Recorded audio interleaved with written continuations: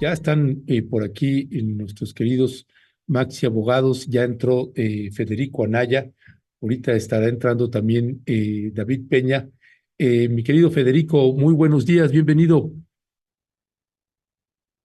Tu micrófono, Federico.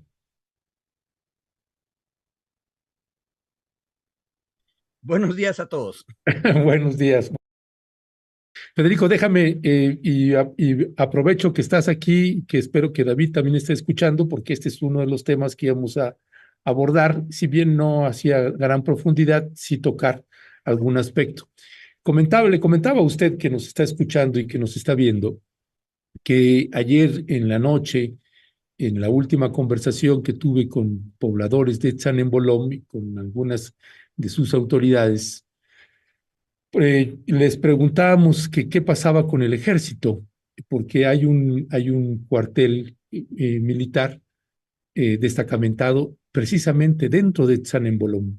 Es un cuartel que es una zona que me he tenido la oportunidad de recorrer y trabajar mucho y la conozco. Y preguntaba yo, ¿y qué está haciendo el ejército frente a esta confrontación? Y lo que nos decían los pobladores es que fueron a pedirle el apoyo, que interviniera, que parara los ataques y son perpetrados por un grupo que se hace llamar los Herrera y que ahora se han vinculado con el cártel Jalisco Nueva Generación y eso potencializó su capacidad armamentística y de municiones de una manera muy importante en esa región y atacan a familias que simpatizan con un grupo de autodefensa llamado el Machete. Bueno, cuando fueron a solicitar el apoyo del el ejército, un mando de ahí le dijo, no nos han autorizado intervenir, así que nosotros no podemos intervenir. La situación se agudizó de tal manera que los pobladores se han refugiado en las escuelas y se han refugiado en el auditorio. El asunto es tal que los pobladores no pueden salir de la comunidad, de las casas ni nada, porque están las balaceras dentro de los poblados. Eh, entonces, ya no hay agua y ya no hay alimento. Pidieron apoyo al ejército sobre eso. El ejército accedió y sacaron de su cuartel, de su campamento militar, sacaron parte de la alimentación y del agua que tienen y la compartieron con los que están refugiados en la escuela y en el auditorio y están resguardando a esas familias, a esas niñas y niños, tanto en la escuela como en el auditorio. El asunto es de que el ejército le ha dicho, ya se nos acabó la despensa y tampoco tenemos agua.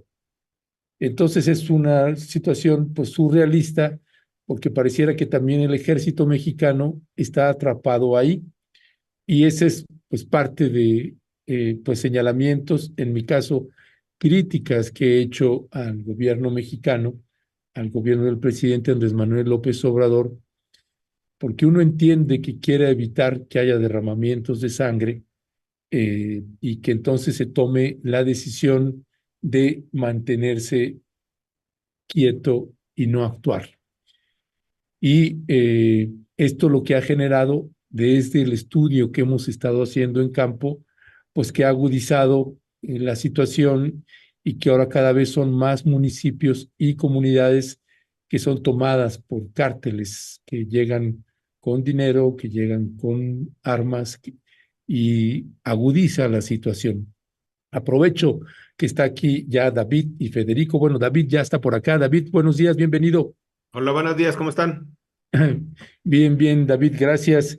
Pues bueno, aprovechando que precisamente eso, yo les preguntaba ayer en la noche a los Maxi Abogados, mientras preparábamos una postproducción y este mini reportaje, pues en términos, uno entiende que en términos legales, pues el ejército no está obligado a actuar, no sé en el caso de la policía estatal, pero es verdaderamente desesperante ver a las poblaciones una y otra vez en esta situación y en varios casos se termina traduciendo en desplazamientos forzados. Algunos logran regresar, otros no han logrado regresar. En fin, un poco de esto. ¿Cuál es tu valoración ahí, mi querido David, sobre esta situación que se está viviendo ahí en San Embolón y cuál es la obligación de las instituciones de seguridad pública en nuestro país en casos como este? Mira, pues de entrada creo que ahora este pequeño reportaje que nos presenta Ernesto, que nos presenta el equipo, se suma a varios de los que ya han estado presentando a esta crisis de seguridad en la parte, particularmente en la parte de la zona de Altos de Chiapas, pero también en una zona de la frontera, donde hemos visto cómo la presencia de grupos de delincuencia organizada que antes no se veía con esa fuerza o con esa presencia están disputándose ciertas zonas, ¿no? O ciertos lugares para trasiego, para tránsito de personas, para producción de droga, no sabemos, pero se sigue, digamos, que circunscribe en este gran marco de violencia que se está viviendo ahora en Chiapas, que lleva un par de años ya escalándose, ¿no?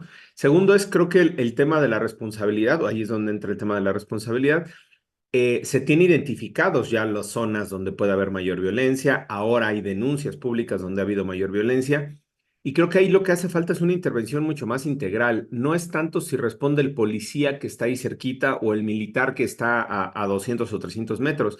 Creo que no se ha dimensionado, alguien ponía en el chat, hasta cuándo va a intervenir el gobierno federal de forma integral, digamos, en el caso, ¿no? Y yo me sumaría, creo que lo que seguimos viendo en Chiapas es que yo no sé si haya una estrategia de coordinación o de seguridad en Chiapas que esté funcionando. Bueno, no está funcionando, evidentemente, pero no sé si hay una estrategia de coordinación entre los tres niveles de gobierno territorial con presencia para disuadir este tipo de actos o se está reaccionando más bien, valga la redundancia, de forma reactiva.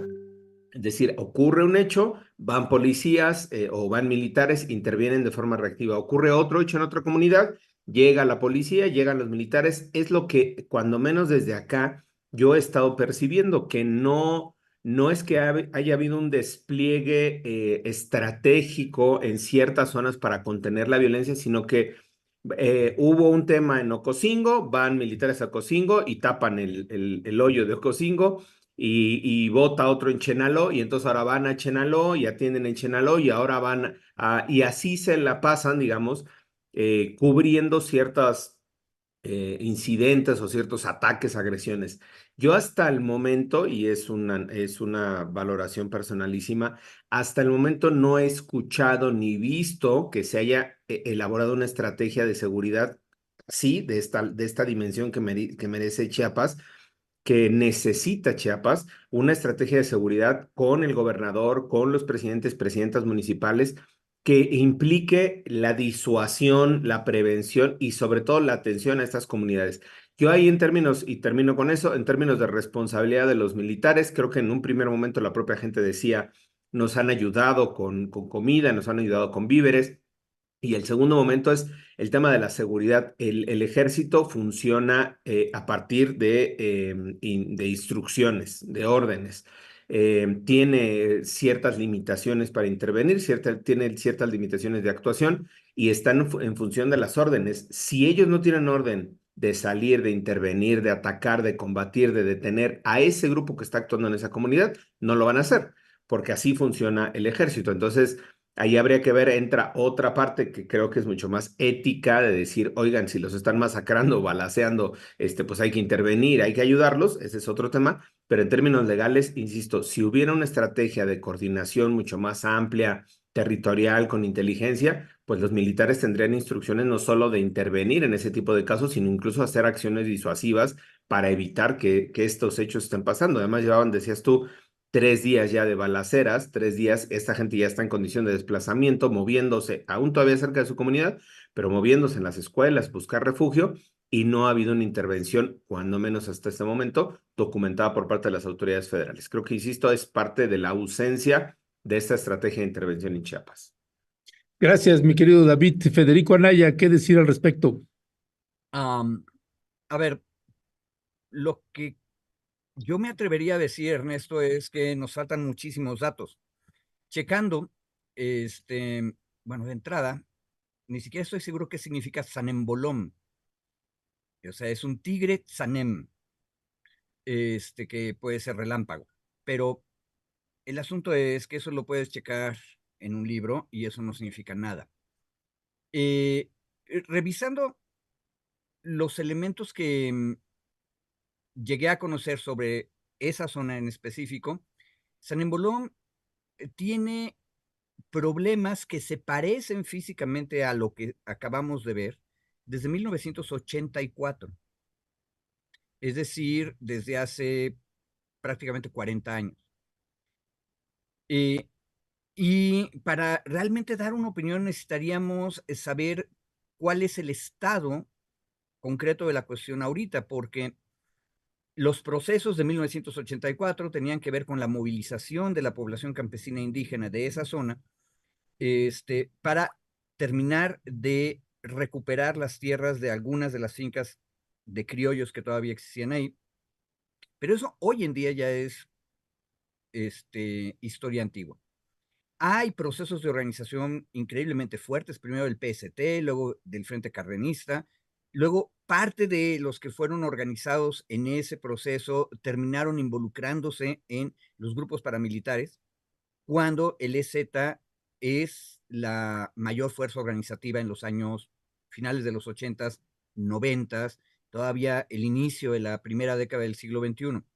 Pero la pregunta ahorita es, ¿quiénes están ahí? Y de nuevo, yo tengo mis dudas, por ejemplo, de lo que dice David. O sea, es bien fácil agarrar y decir, es que el crimen organizado. Primero, yo insisto en que no me queda claro que estén muy organizados. Segundo, no sé, porque no tengo datos.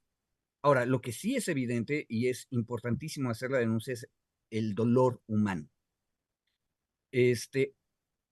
Sea lo que sea que está ocurriendo ahí, está produciendo un inmenso dolor humano.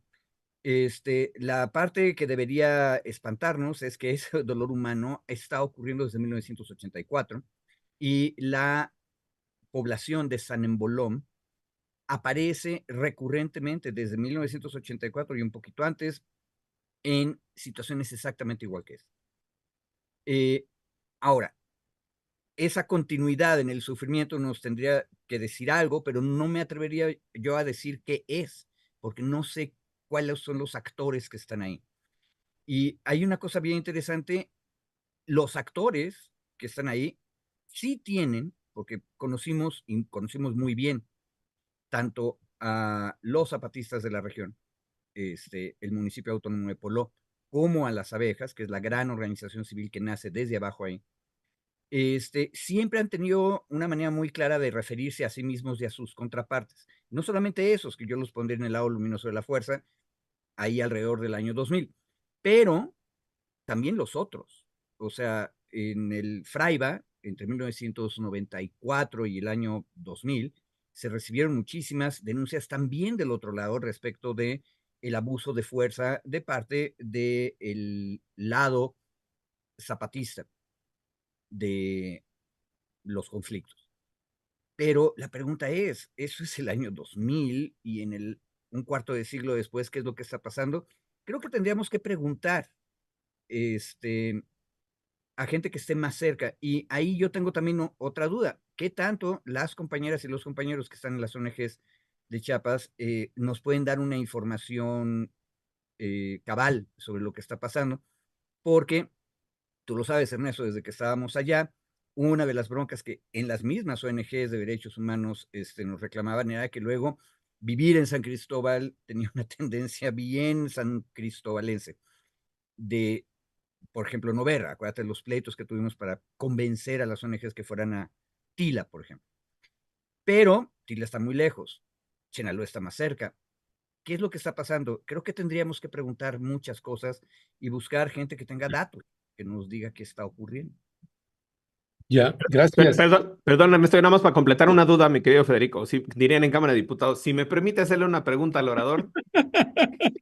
La concedo, señor diputado. Gracias Adelante, y por muchas favor. gracias, señor orador, es que me permite hacerle una pregunta. A ver, mi querido Federico, nada más para ver si entiendo un poco para el debate.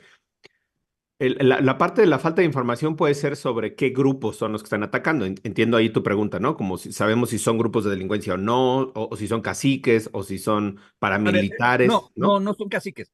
La palabra cacique está esa sí te lo podría asegurar que casi con 90% de seguridad no es aplicable. Esa Ok. es otra palabra clásica de las bibliotecas. Pero entonces sería más bien la duda sobre quiénes son estos grupos, es pregunta. O sea, En términos generales, es más, yo haré una pregunta más profunda. ¿Cuáles son los conflictos que realmente están ahorita produciendo este tipo de actos?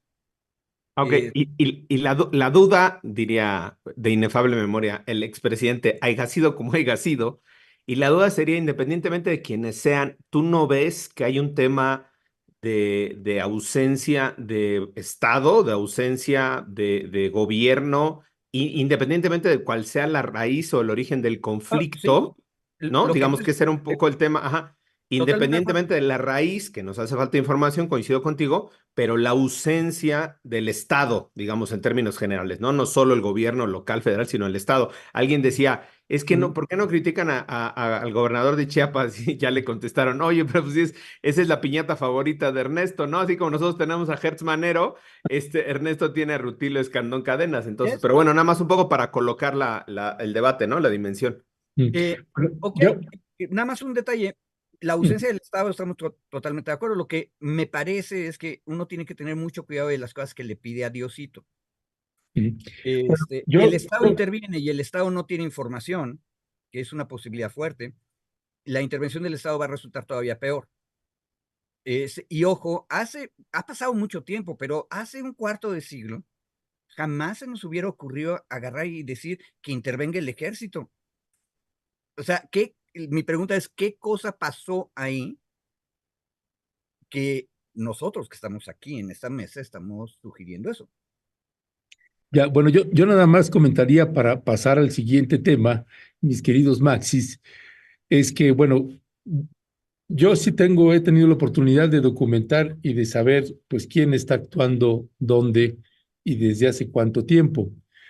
Y yo comentaba al inicio de esta nota informativa que estábamos sacando que me parecía verdaderamente alucinante, pues, ver hoy a Rutilio Escandón Cadenas en la mañanera hablando del Tren Maya y pasando el video y no hacer un solo comentario al respecto, ¿no?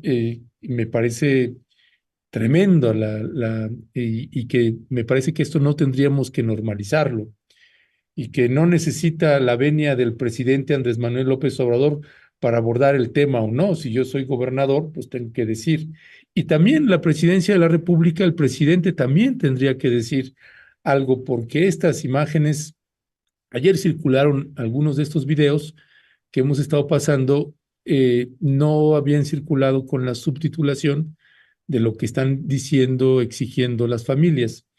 Y yo nada más lo colocaría en algo que una cosa yo la puedo entender es el análisis político y si debería intervenir o no. Y yo lo centraría nada más en dos puntos que me parecen sustantivos. El uno es el sentido de la urgencia.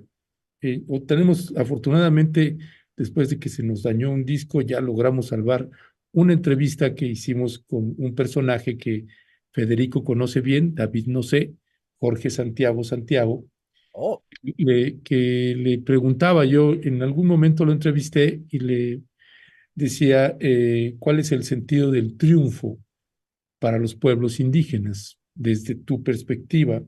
¿Qué se entiende por triunfar o ganar?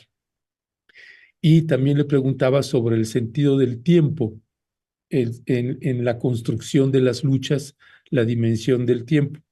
En esta última entrevista que le hice, le preguntaba sobre el sentido de la urgencia, porque pues, nosotros estamos aquí haciendo el análisis político y cómo se entiende la urgencia en pueblos indígenas después de tanto maltrato, de tanta vejación, cómo se entiende el concepto de la urgencia. Y ya la presentaremos esta semana esa entrevista, pero a mí la discrepancia que tengo yo con el gobierno mexicano y el gobierno de Rutilio Escandón es que uno hay un desprecio de atender urgentemente situaciones que son de extrema urgencia. y que si estuviera pasando en Polanco, pues no pasarían 3 días de balaceras y la Guardia Nacional y el Ejército mirando. Eso no pasaría. Y pongo ese contraste porque pues es importante colocarlo para saber en dónde sí y en dónde no toma decisión un gobierno, por qué toma esa decisión y para qué toma esa decisión. Y la otra que me parece estructural es algo que señalaba ahorita David y que le he señalado al presidente en la mañanera y que es cuál es la estrategia de seguridad interna y de seguridad nacional, porque no la vemos. Y este es un ejemplo clarísimo. Es decir, esto que venimos denunciando desde hace años, la presencia de cárteles, la violencia en los poblados, y hicimos, ¿cuál es la estrategia al respecto? Y simple y llanamente, pues no vemos ninguna estrategia, sino, es decir, hay que atender una urgencia y la idea es que, pues, dejar de atender urgencias, que ya no haya urgencias, porque hay una estrategia de gobierno que atiende, pues, no solamente las causas como las presenta el presidente, sino que hay otras implicaciones que también tendrían que atenderse. En fin, son parte de la lectura que puedo hacer sobre esta cruda realidad que estamos viviendo o que están viviendo en las montañas del sureste mexicano y que no quisiéramos que eso se normalizara y que ya, pues bueno, pues sí, ya eso pasa y next, ¿no? Pues ese es nada más lo que quería comentar. Y Una pregunta, Ernesto. sí, La entrevista con Jorge, ¿la acabas de hacer? no, la hice hace casi un año, güey. Bueno, Y lo que pasa, es un disco que se mojó y sí, que alguien ya lo logró arreglar. Y tenemos la entrevista prácticamente casi íntegra, ¿no? eh, Y era abordando el mismo tema. sí, no, no, Pues que no ha una cosa, cambiado, ¿no? Ujú. yo decía que tenemos que preguntar, y una de las personas a las que hay que preguntar es a Jorge Santiago, porque él sabe lo que está pasando y es tremendamente lúcido.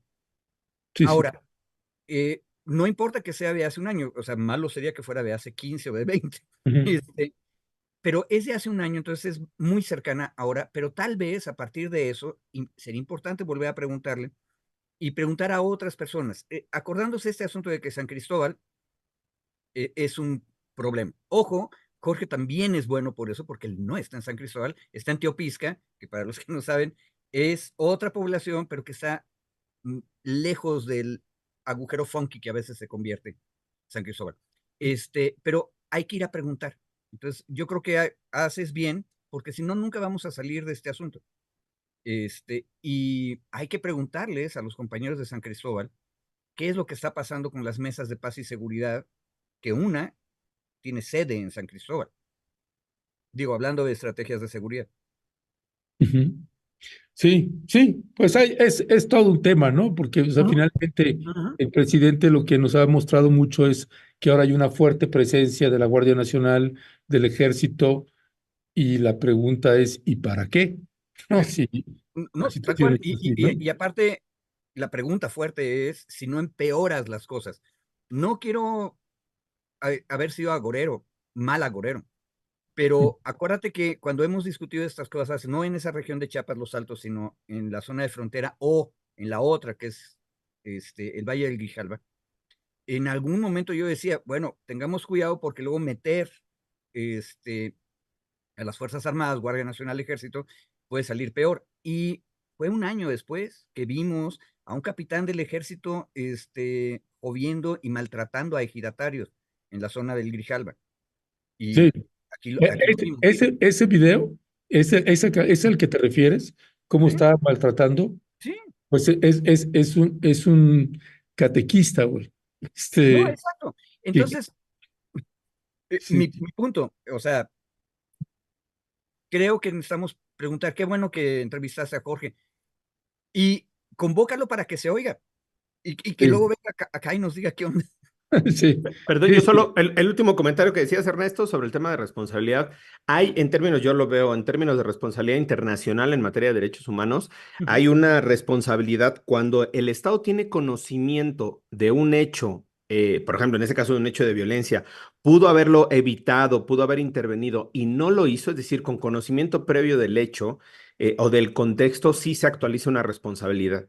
Es decir, tiene el Estado la obligación, el gobierno mexicano tiene la obligación de preservar la seguridad, la integridad, la dignidad, los derechos de todas las personas en términos generales, pero esa responsabilidad, esa obligación se agrava, digamos, o se duplica en términos de mayor exigencia cuando tú ya tienes un contexto o conoces un contexto de violencia y no tuviste una intervención adecuada para evitar esos daños. Es decir, si de estos 3 días de balazos o 4 días, lo que sea, hay personas heridas o muertas o personas desplazadas, no solo es una responsabilidad en términos abstractos de decir, el Estado tenía que cuidarlas, ¿no? Sino que además el Estado tenía conocimiento previo, tenía conocimiento del contexto, independientemente de que la información sea pública o no, el Estado tiene conocimiento de lo que está pasando y no logró tener una intervención adecuada, efectiva, reactiva para evitar mayores daños o para prevenir que se cometieran esos hechos. Entonces, ahí sí se actualiza ya una responsabilidad, cuando menos de carácter internacional, y creo yo los estándares mexicanos igual se actualiza una responsabilidad en virtud de que tú tienes una denuncia de lo que está pasando, de violencia, de intimidación, de balazos, y no tienes una reacción para intervenir y evitar que eso se convierta o crezca o se prolongue o se convierta en una tragedia aún mayor, ¿no? Ese sería como un comentario igual final. Gracias, gracias, mi querido David. Federico, pasando al tema de que habíamos estado abordando en la semana pasada y que le estamos dando seguimiento ahorita, pues tiene que ver con las elecciones en la alcaldía Cuauhtémoc. Pues finalmente y después de tanta cosa, pues ya hay una respuesta y hay respuesta también de las candidatas. Pues bueno, acata el Instituto Electoral de la Ciudad de México nuevo acuerdo del Tribunal Electoral de la Ciudad de México y dará cumplimiento al nuevo acuerdo plenario del expediente. Bueno, palabras más, palabras menos, sí va a haber recuento de la votación y sería un primer orden. Claro, vamos a pasar también la imagen de lo que publica en sus redes sociales tanto Katy Monreal como Alessandra Rojo de la Vega con respecto de este fallo. También un posicionamiento a todas luces obvio de una y de la otra, pero en términos de lo que tendría que ser o que si se cumplió en términos legales lo que se justifica el conteo de votos o no. Federico Anaya, ¿cuál es tu valoración? Mira, yo te diría que el problema de invitar a los abogados a una discusión es que vas a tener siempre por lo menos dos opiniones. Entonces, los abogados de Katy Monreal ahorita están muy contentos, porque ganaron, entonces va a haber un recuento. Pero los abogados de Alessandra Rojo de la Vega seguramente están diciendo lo contrario y seguramente van a ir con el chisme a la sala regional del Tribunal Federal para decirle que el Tribunal de la Ciudad de México realmente no ha cumplido con sus instrucciones. Entonces se van a ir otra vez, para decirlo en términos un poco más llanos, a la apelación y vamos a seguir peleando. Fíjate, ahorita acá, ahí está ahorita en la imagen lo que dice Alessandra Rojo de la Vega. Lamentablemente, algunos de los magistrados del Tribunal de la Ciudad se han arrodillado a los caprichos de una familia y han escogido dar la espalda a las y los ciudadanos. Se propondrá nuevamente el liberal reconteo y haremos todo lo necesario para defender la voluntad. Una cosa, ahí tienen dos salidas. Una que me parece que es la más sencilla y humana, que es ir al reconteo y con toda la claridad evitar lo que ellos dijeron que podía pasar, que les fueran a alterar los paquetes, etcétera. Y verificar el conteo. Y hay una alta posibilidad de que se repitan los resultados. Aunque hay un precedente. Yo recuerdo, insisto, el caso de la alcaldía Álvaro Obregón, año 2000, con Alejandro Encinas, donde Alejandro propone el reconteo total y ahí sí se cambió la cosa. Pero, bueno, por eso es por la razón por la que los Monreales están proponiendo el reconteo. Pero no necesariamente pasa eso. Entonces, lo que tienen que hacer las dos partes es ir y hacer el reconteo bien. No creo que el reconteo vaya a demostrar que hay 20% de urnas que deben anularse, entonces no se va a anular tampoco la elección. Entonces, ese es un camino. Pero el otro es ir otra vez a la sala regional del Tribunal Federal o a la superior para decir el reconteo está mal y seguirlo litigando. Yo la otra vez que discutimos esto dije algo, aquí lo repito, creo que todo esto, más que cambiar el resultado de la elección en la alcaldía, el objetivo que tiene es mantener la vigencia mediática específica en este momento de Monreal. Y Monreal no Katy, la hija, sino Monreal Ricardo, el padre, que tiene que demostrar potencia en los hechos, en la grilla, en los debates públicos, en la opinión pública, para demostrar que él tiene muchas razones por las cuales tiene que liderar a la bancada de Morena en San Lázaro, la federal. Pero en general, el otro lado de los abogados nos va a decir lo contrario y no tiene para cuándo, salvo, pero ahí no tengo yo presente, creo que sí tenemos un término final en donde ya tiene que darse por cerrado el debate acerca de eso. Y en principio hay un detalle, la voluntad de los electores, tal como va quedando fijada en cada uno de los momentos del proceso electoral, debe ser respetada. Ese es uno de los principios de derecho electoral fuerte. Si tú terminas una etapa, por ejemplo, y lo único que tenemos es el PREP, todas las autoridades tienen el deber de respetar presuntivamente como válido el resultado del PREP. Y luego, cuando nos vamos a los distritos y se hace el conteo ahí y tenemos un ganador, otra vez, lo que tenemos que proteger es la voluntad popular como aparente estar en ese momento. El que esté en desacuerdo pide reconteo, etcétera, y entonces volvemos a contar y otra vez se forma otra nueva realidad que es lo que es presuntamente real. Pero eso tiene un límite, que es cuando tienen que entrar en funciones los ya electos. Y entonces, ahorita, ¿quién va ganando en esta competencia? Bueno, Alessandra Rojo de la Vega, porque ganó en PREP, ganó en el conteo distrital, y ahora le están poniendo en duda ese resultado, pero eso tiene límite. Bueno, espero, es complicado el derecho electoral, espero no haber sido tan confuso, pero mi opinión es que lo que estamos viendo es un acto de Monreal para demostrar que es vigente y poderoso. Ya, gracias, mi querido Federico.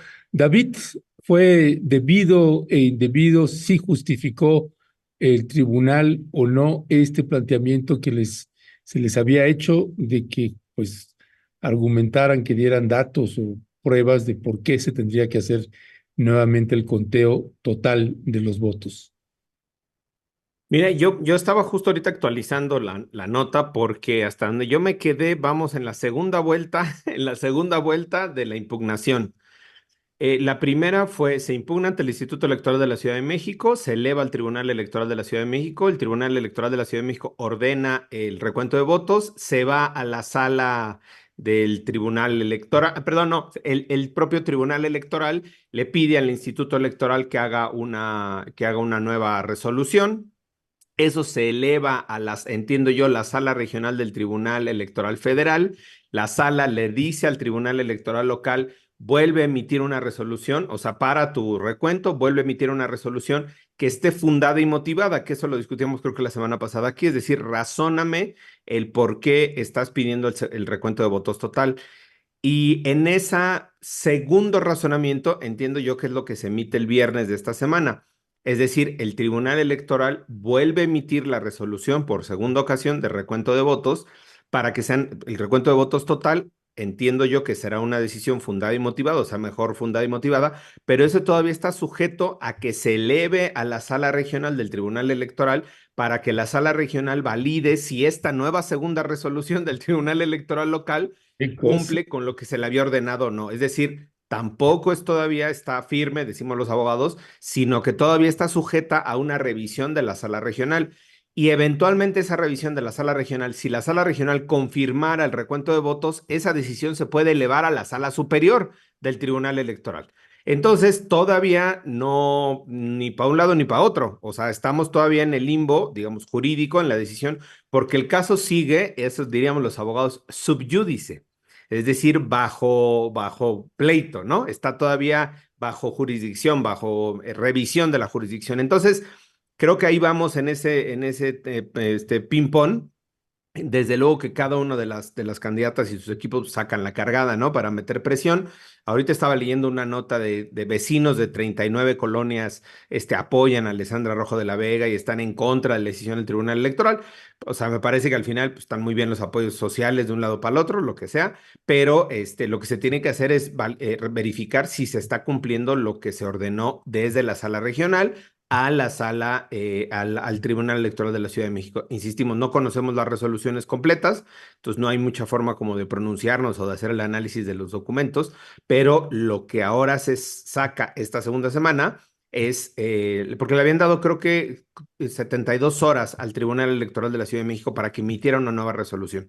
Entonces, esa resolución creo que se emitió el jueves de la semana pasada, o sea, se le habrá notificado el lunes o martes de la semana pasada, lo del electoral que revisamos el lunes, se le notifica al tribunal y tendría 72 horas para emitir una nueva resolución, que es esta hora la que estamos discutiendo, insisto. Por eso, la interpretación, digamos, de algunos de los medios también es, confirma Tribunal Electoral por segunda ocasión recuento de votos. No, es en cumplimiento a una resolución de la Sala Regional Federal, pero sobre todo diciéndole ahora en esta fúndame, motívame, o sea, justifícame mejor por qué estás pidiendo el recuento de votos total. Y creo que ahora va a esta revisión de la sala regional, que ahí sí la sala regional se puede tardar 2 días nada más, 2 o 3 días no más. Y en la fecha de Federico igual no me quedaba claro, pero creo que es antes de que, no sé si es el 26 de agosto o el 28 de agosto, algo así, la fecha límite para la revisión y validación de todas las elecciones, justo porque el 1 de septiembre ya cambian, o sea, ya asumen los primeros cargos que son el gobierno del Congreso de la Unión y varios de los congresos estatales también. Entonces, y varias de las alcaldías empiezan en octubre. Entonces, el 1 de octubre, incluyendo los de la Ciudad de México. Entonces, creo que el plazo, mi querido Federico, no quiero mentir a la audiencia, pero es los últimos días de septiembre, perdón, de agosto. Veintitantos, 24, 26 de agosto es ya la calificación y se tiene que haber el cierre de todo este proceso. Por eso el irlo alargando y lo alargando, pues le mete más tensión y más presión al asunto. Ahí esa parte que estás diciendo y que te agradecemos un montón, David, toda el procedimiento que tendría que llevar en el caso de que esto siga y que todavía puede ir para largo. ¿Cuál es la ventaja que finalmente le da a Alessandra Rojo de la Vega a la alianza PAN-PRI-PRD? Que el hecho de alargarlo o de seguir peleando esto es que sí consideras, por ejemplo, en esta parte técnico-legal, que tiene la posibilidad de que se cancele el conteo total de votos. ¿Sí Yo, hay una yo, posibilidad real? hay una posibilidad, no sé si tan real, hay una posibilidad, me parece complicado, o sea, que se anule la elección, dirías tú, ¿no, Ernesto? O sea, toda la elección en completo. O sea, Hay para el conteo, David, para el conteo total de votos se tendría que anular. no, el conteo total es un procedimiento. Ahora Por lo que eso, estamos discutiendo, a eso es a lo que me refiero, a esa lo que, pregunta. lo que creo que Federico infirió o deslizó es que si en el 20% de las casillas se detecta, que es el principio general de derecho electoral, si en el 20% o más de las casillas se detectan irregularidades en las casillas, no es alteración, no es fabricación, no es embarazo de urnas, es irregularidades, procede una solicitud de anulación de la elección total. Creo yo que en todo caso lo que podría estar buscando la estrategia de Monreal es, digamos, del equipo de Monreal, de Katy Monreal, es abrir las casillas para verificar que hay errores o inconsistencias en cuando menos el 20% de ellas y proceder a anular la elección. Yo también veo muy complicado que haya una reversión de los casi 12,000 votos de ventaja que se tienen hasta hoy. Me parecería muy complicado que hubiera 15,000 votos a favor de Morena perdidos o 13,000 votos a favor de Morena perdidos. Me parecería muy complicado. Creo yo, más bien lo que le podrían estar apostando es a esto, al decir, revisamos todas las casillas, incluyendo las que hoy no tienen inconsistencias, porque si hoy tuvieran ya el 20% de las casillas con inconsistencias o con errores o con irregularidades, procedería la solicitud de la anulación de la elección completa. Pero creo que le están apostando a que, aunque no tengamos evidencia ahorita de posibilidad de anular las casillas, si abrimos todas las casillas, si hacemos el recuento, creo, y es, insisto, una inferencia, una especulación, más bien, podrían encontrar en más casillas más inconsistencias y eso darles pie a justificar una posible solicitud de anulación total de la elección, que ahí sí procedería, insisto, si hay este 20% de las casillas con irregularidades. Yo no veo mayor, no sé para dónde más pueden hacerle, ganar tiempo igual, creo que están usando los tiempos al límite para irse a lo más que se pueda, pero al final, si se confirma este recuento de votos, se pueden abrir todos. Insisto, como dice Federico, yo no creo que haya una diferencia o no creo que se vaya a revertir esta diferencia, pero bueno, al final la estrategia es esa. Creo yo que puede ser más bien esa estrategia. Ya, gracias David. Federico, no sé si tengas algo más sobre este tema. Si no, pasaríamos a este otro tema que proponías ayer, mi querido Federico, esto de Luna Bella, este policía OnlyFans que se viralizó, que hizo un video en el metro y que, bueno, pues generó muchas polémicas, que fue suspendido, que fue reincorporado, no, que otra vez suspendido. En fin, hay varios ángulos. Ayer David y yo decíamos, y a ver por desde dónde. Entonces Federico colocaba ahí algunas preguntas que, bueno, pues Federico, pues cuéntanos un poquito cuál es el ángulo y la mirada que tú tienes sobre este caso. Em, bueno, ¿sí me escuchan bien? Sí, Ok, mira, el caso me pareció interesante. Tiene que ver con otro que tocamos de paso aquí, que no hemos regresado, por cierto, que es que en Chihuahua o Sonora a un cantador de corridos tumbados le pusieron una multa por haber cantado algo que no debía, entre comillas. En Chihuahua, con un nuevo reglamento de Chihuahua Capital. Sí, exactamente. Y no supimos en qué terminó, si pagó la multa, no la pagó, etcétera. Pero tiene que ver con esa cosa que llaman moral y que no es un árbol que da moras.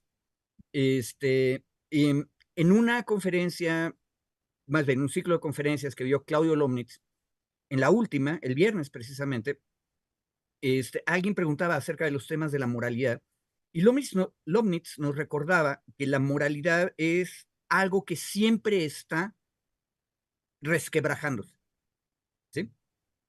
¿Por qué? Porque todas las sociedades cambian, pero todas las sociedades tienen esta linda ilusión de que hay reglas de comportamiento permanentes.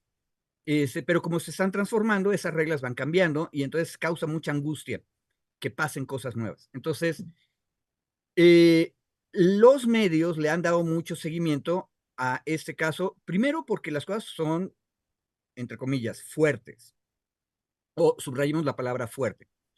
Tuvimos un evento, un acto de sexo explícito en un espacio público, que es un vagón del sistema de transporte colectivo Metro de la Ciudad de México.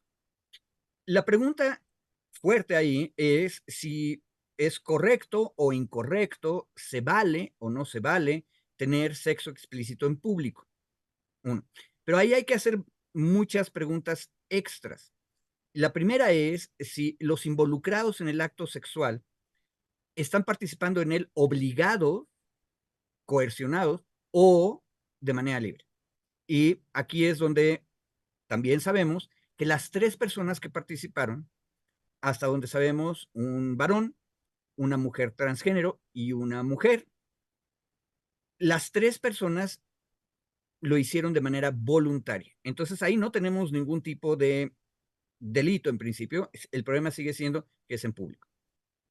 Segundo, las personas que presenciaron el acto, porque los videos nos permitieron ver que había gente que lo estaba viendo, participaron de manera voluntaria o no. Ahí hay dos versiones.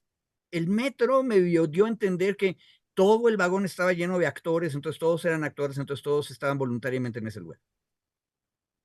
Pero después el resto de la cobertura mediática nos dio a entender que eso no es correcto, que en realidad había usuarios del sistema de transporte colectivo que pues, iban por ahí y de repente empezó el acto este. Y ahí lo que alcanzamos a ver es que hay personas que pues, se sacaron de onda, unos se alejaron porque no querían tener que ver con eso, otros se acercaron y ellos mismos filmaron en sus propios celulares.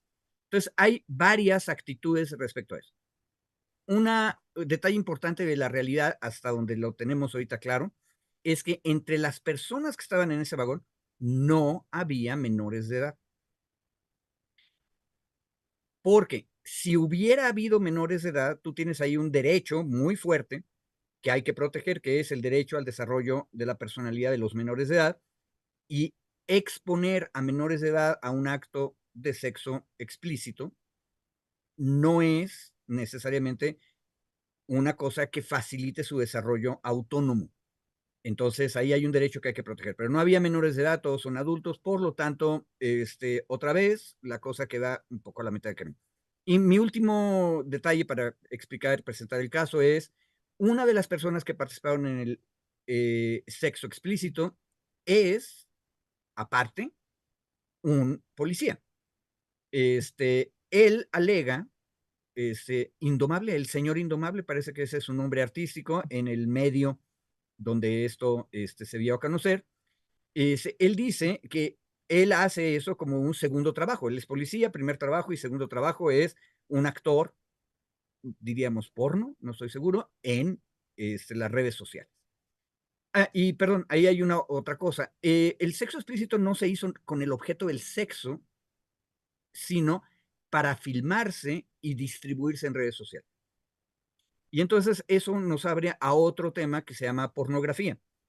Y son cosas que tenemos que discutir. Y nada más con lo que acabo de decir yo ahorita, tenemos mucha complejidad y creo que vale la pena discutirlo a partir de eso que les decía yo, que la moral no es un árbol que da moras, pero no es una cosa permanente, dura y que no cambien, sino son cosas que van cambiando. Ahora la pregunta es, ¿qué opinamos de todo esto? Por eso lo proponía, es un tema complicado. Ya, gracias, Federico. David, dice la familia Ramírez, eso no se debe permitir en público. Dice, alguien que recibe un pago del presupuesto que se supone debe ser ejemplo para la ciudadanía, no debe tener ese tipo de conducta. Miguel Ángel Cortés, la moral es la conservación de los ciudadanos de un país. Bueno, Okay. escucha de todo en la viña del Señor. Marta Plasencia Pérez, Silvia Rodríguez, yo incluiría otro pendiente, la inseguridad que sufrimos de la delincuencia y el cártel inmobiliario. Irais Olmedo, son actos privados, no una película porno, por favor. Ahora sucede que no quieren llamar a las cosas por su nombre. Además, con eso de la libertad de expresión, ahora lo aplican en todo. Y Lucy Amor dice, what the fuck. Soy open mind, pero hay límites. David, ¿cuáles son los límites en este tipo de actos desde tu punto de vista?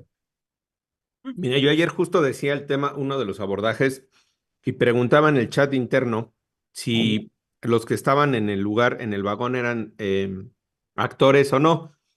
Y yo tenía la duda, y Federico tenía la duda, y ahorita lo replicó, y me fui al comunicado del metro, y el metro afirma, dice, las personas que aparecen en las imágenes publicadas en los últimos días no son usuarios, sino actores y extras que de forma consensuada participan en la grabación.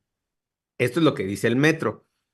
Vaya usted a saber, ¿no? Pero cuando menos lo que dice el metro es esta posición oficial, digamos. Sobre el tema de la infracción a las leyes, digamos que es la parte que nos corresponde aquí, porque justo un poco el abordaje era no meternos un abordaje desde una calificación moral o ética, sino un abordaje desde la perspectiva jurídica. Y desde esa perspectiva hay primero, digamos, varios elementos que analizar. El primero de ellos, que me parece que es el más grave, es el tema de la exposición pública de los órganos genitales de Luna Bella, cuando eso, si a una persona se le forza, se le obliga o en contra de su consentimiento o de su voluntad, ve o le muestran órganos sexuales, ese se considera como acoso sexual.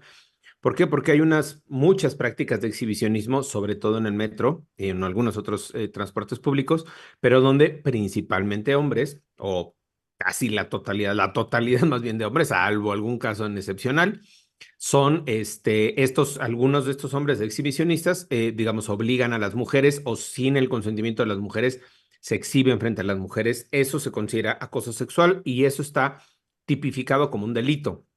Además, la exhibición, digamos, el que tú veas en este caso, una muestra de sexo o una parcialidad de una relación sexual, o que veas los órganos genitales sin, insisto, tu consentimiento, tu participación o tu deseo, también es una falta administrativa. Es decir, la ley de justicia cívica, bueno, la ley de cultura cívica en la Ciudad de México establece que eso es una falta también contra la dignidad de las personas. Y eso se va sumando a que si tú haces una acción de estas en el transporte público que vaya contraria, no es la moral, sino como que atente la dignidad de las personas, que es ahora el refraseo que se utiliza en la ley de cultura cívica, también es una falta en contra de la seguridad de las instituciones, digamos, en términos de las instalaciones, perdón, no instituciones, de las instalaciones, en este caso del metro, que están destinadas para otro objeto, ¿no? Para otra finalidad, no para hacer este tipo de grabaciones. Ahí hay una falta también, es decir, hay un delito, hay una falta, hay diversas faltas de la ley de cultura cívica. Y la última es, yo quería hacer comentario justo aquí y en el chat ponían, está documentado, digamos, que en algunas líneas, a ciertas horas, el último vagón del metro, que se llama la Cajita Feliz, es un vagón que es utilizado para intercambio de parejas, para conductas sexuales, para tener relaciones sexuales. En algún momento se utilizó o se era utilizado mucho para prácticas homosexuales. Eso ya ha cambiado, digamos, y o sigue siendo utilizado. Digo, cuando menos hay varios documentales y reportajes que hablan sobre eso, que sigue siendo una práctica común, digamos. Esa práctica común, cuando menos yo que me haya enterado, lleva 10, 15 años, una cosa así. O sea, no es un tema de hoy, es un tema que conoce el metro, es un tema que sabe el metro que se utilizan estos vagones para tener este tipo de intercambios, de conductas, incluso de encuentros en el vagón del metro. Y no ve o no he visto yo, digo, que haya habido alguna acción directa o alguna acción efectiva del gobierno de la ciudad o del metro para evitar que estas prácticas se sigan replicando. ¿Cuál es la diferencia aquí? Y es donde voy a otro tema de mi querido Federico, el tema es que se graba, muchas otras expresiones de sexo que hay en el metro también se graban, o muchas se graban, pero esto se hizo con una finalidad de producir, o sea, es una producción para venta, y como dice Federico, eso es pornografía, y entonces ahí entra otro nivel. Ahora, ese otro nivel de la pornografía, pues es un tema de absoluta libertad. Si la gente quiere consumir esos videos, los consume. Si no, no, nadie está obligado a verlos. Nadie está obligado a consumir ese tipo de producciones, digamos, ¿no?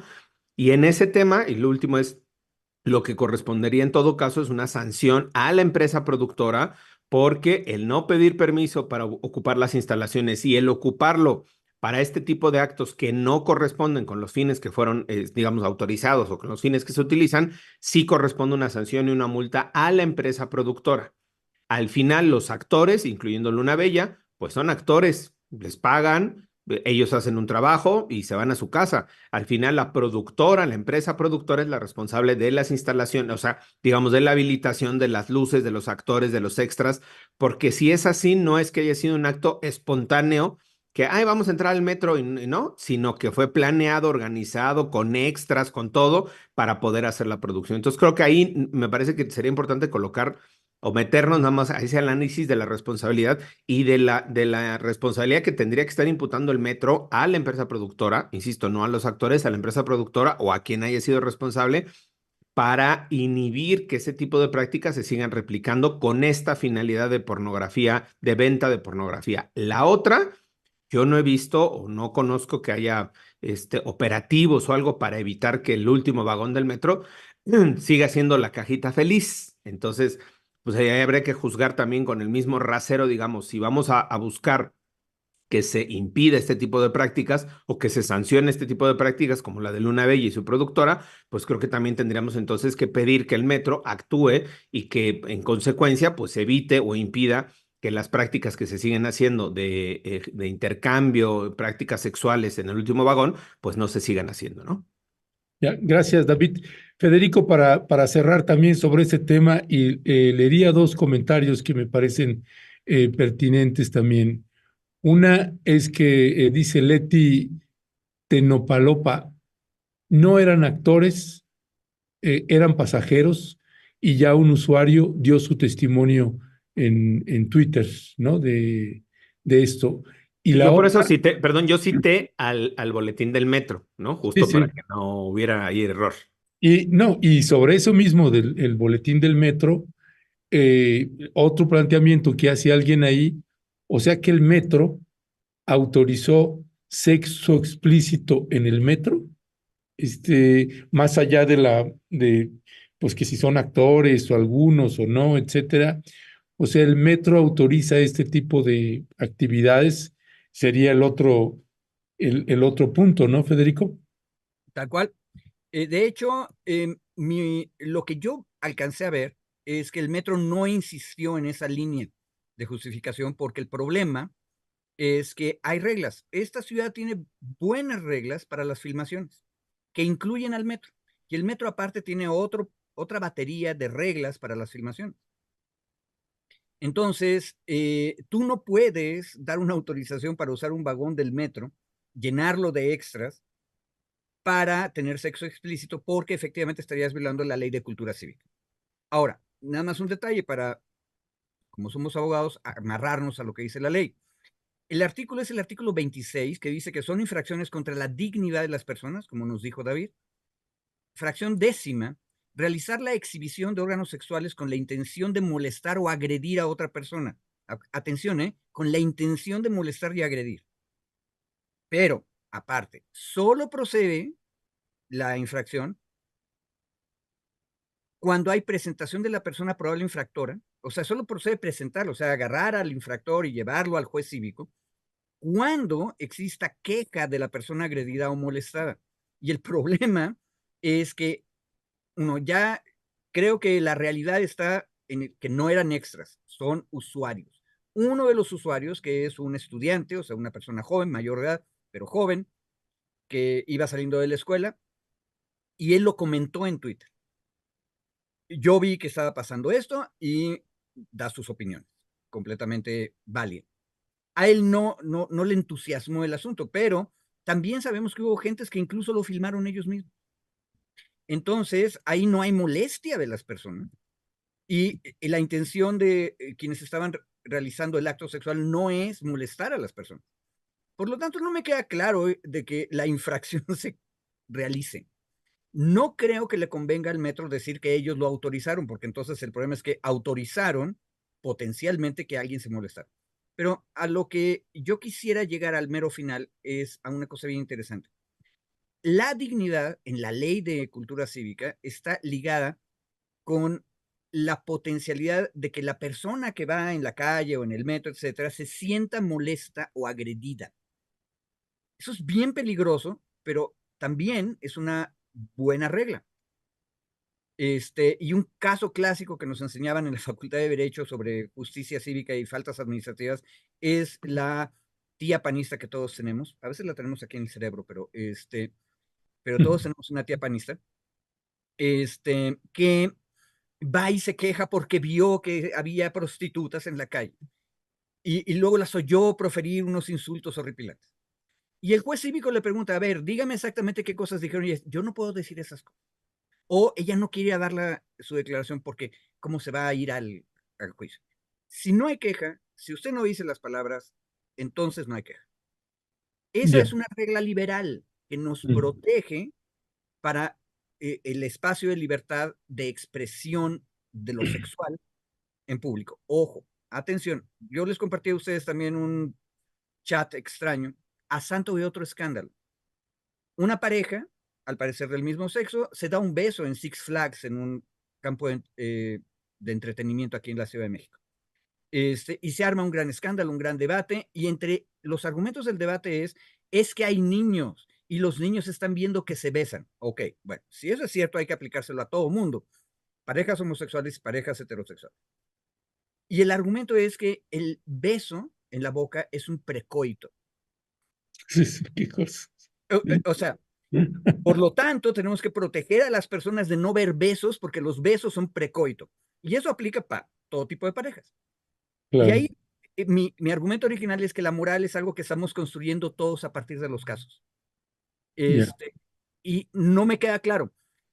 Ojo, ya no discutimos el asunto de que el otro es policía y yo ahí tengo un Claro. horror porque los policías, si los conviertes en supermanes que tienen que ser perfectos, nos van a dejar mal a todos todo el tiempo, pero eso es otro tema. Sí, Mi punto al traer este tema es, meditemos el espacio de lo ético, no de lo moral, de lo ético, es bien complicado, pero tiene que ver con la molestia de las personas. Y quién define qué me molesta cada persona. Ese es un mm, caso viejo, viejo, viejo de las clases de ética de prepa, para quien se acuerde. ya, ¿Dónde termina mi libertad? Donde empieza la libertad de los demás. Y la libertad de los demás incluye, yo voy en la calle, voy en el metro y hay cosas que prefiero no ver, ¿sí? ya. Pues mi querido Federico, muchas gracias. David, hay un comentario de la familia Ramírez, seguramente ya lo leíste, que yo no sé qué entendieron ahí, pero sirve para que lo puedas precisar. Lo que comenta David es muy incómodo y de miedo, sobre todo como mujer. Lo viví en mi adolescencia, dice la familia Ramírez. Refiere al exhibicionismo. Entiendo que Ah, es la referencia sobre el exhibicionismo que hacía yo, que decía que es muy común, bueno, no sé si muy común, pero es común, sobre todo en el metro, en el transporte público, esos actos de exhibicionismo, digamos sin que tú quieras o desees o en contra de tu voluntad, exhiben órganos genitales y decía yo sobre todo hombres, ¿no? Eh, ujú. y es Sí. un caso de violencia estructural contra las mujeres, por cierto. Y sobre lo que decía Federico, también nada más comentar que, pues sí, lo que pasa, yo no sé si aquí yo estoy mal, reconozco que no sé si estoy mal, pero pues una cosa es que una señora o un señor se escandalicen porque una mujer está dando a amamantar a su hijo en la calle y hay gente que protesta y se le hace violento. Y otra cosa es pues estas situaciones de tener Exacto. relaciones sexuales o pornografía en el metro, en un espacio público, y lo que se me hace verdaderamente brutal es los uniformes de los policías. Bien. eh, sí, que son dos policías contra una mujer, y déjeme que digo contra una mujer, este, Eso. una escena que me parece brutal y que desde mi punto de vista me sorprende que se haya convertido en un tema de discusión si eso es debido o indebido. Y no sé si soy muy moralino, pero me parece verdaderamente grotesco. La escena es brutal y no quisiera que mi madre, mi hermana, mi hija, mi hijo, quien Mm, sea, esté Bueno, viendo eso en un espacio público. Ernesto, una cosa, tienes toda la razón, pero un detalle importante. No Ujú. eres tú el que tiene que definir eso, es tu mamá, tu hermana, tu viceversa. Exacto. Sí, sí, sí, Porque esa es la completamente. libertad de ellas. Exacto. Pero tienes razón. Y Ujú, el asunto es que tenemos que discutirlo, porque si no lo discutimos, lo que va a pasar es que vamos a reproducir a lo bestia las cosas. ujú, Y acabas de decir otra cosa que es esencial. El mensaje que la escena filmada y luego distribuida en redes sociales con objetivo mercantil es lo de menos.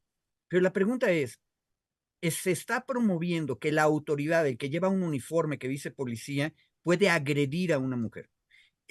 Lo que se filmó era consentido, santo y bueno, pero el mensaje que está dando es el de la violencia de la autoridad policíaca en contra de mujeres.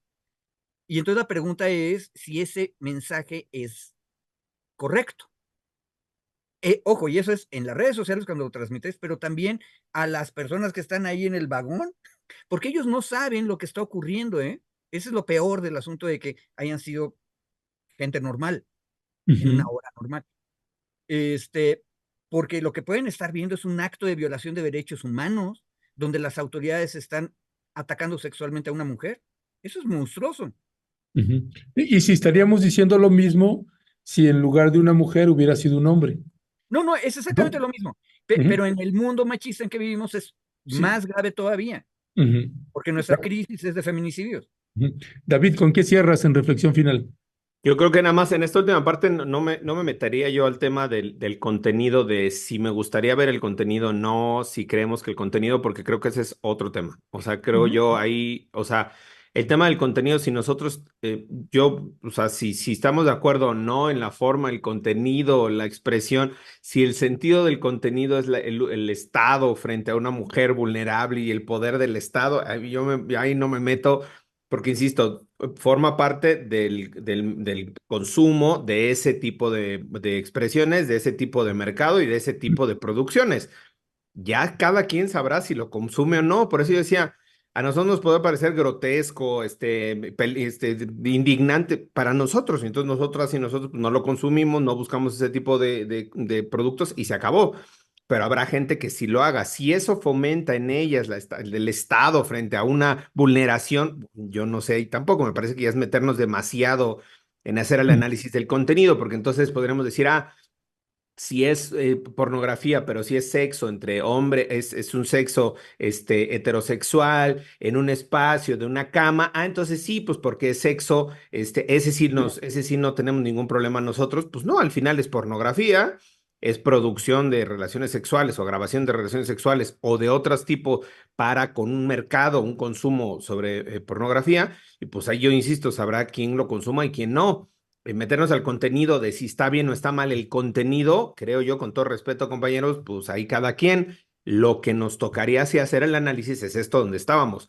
¿Se infringió la ley o no? ¿Tenía que haber permiso o no? Y yo ahí sí cerraría nada más con lo que decía Ernesto, el uso del uniforme para la grabación como tal. Eso sí, es un uniforme oficial, es dado por el gobierno, es pagado, digamos, por el Estado, ¿no? Por los recursos públicos y el mal uso de ese uniforme. Si el señor estaba en su tiempo libre, fuera de jornada, fuera de trabajo, yo en términos de responsabilidad para él no le vería mayor responsabilidad porque estaba en su tiempo libre. El uso del uniforme sí, y creo que ahí es donde se podría centrar. El uso del uniforme sí me parece que fue incorrecto porque, insisto, el uso del uniforme, incluso el uniforme en sí mismo se considera como una medida disuasiva dentro de la ley de uso las armas, de la fuerza pública.